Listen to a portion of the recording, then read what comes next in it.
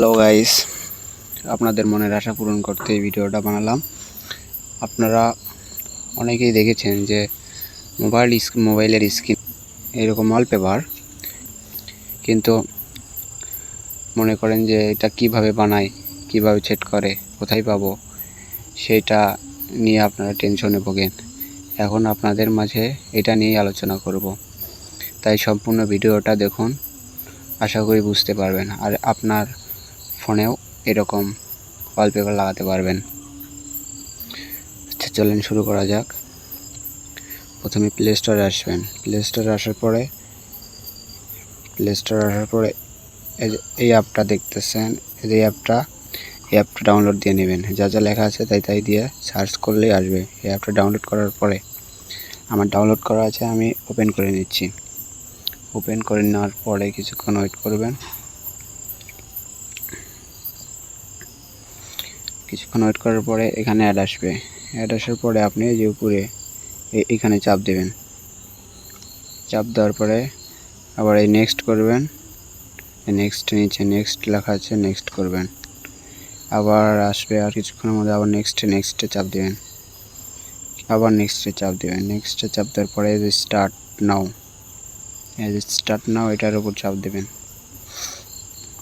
তারপরে একটা অ্যাড আসবে।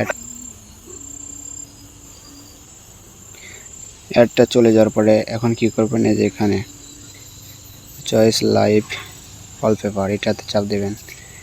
এটাতে চাপ দেওয়ার পরে কিছুক্ষণ ওয়েট করবেন, অ্যাড আসবে। অ্যাডটা চলে গেলেই আর একটা অপশন আছে,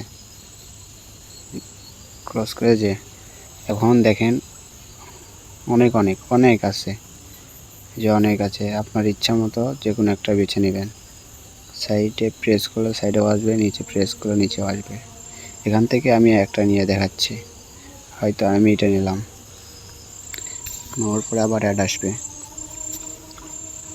অ্যাডটা কিছুক্ষণ দেখবেন, দেখার পর ক্রস করে দেবেন। কিছুক্ষণ ওয়েট করবেন। ওয়েট করার পরে যে এখন এই যে টার্ন করবেন। এই যে এখানে অ্যাপ্লাই লেখা আছে, এটাতে প্রেস করবেন।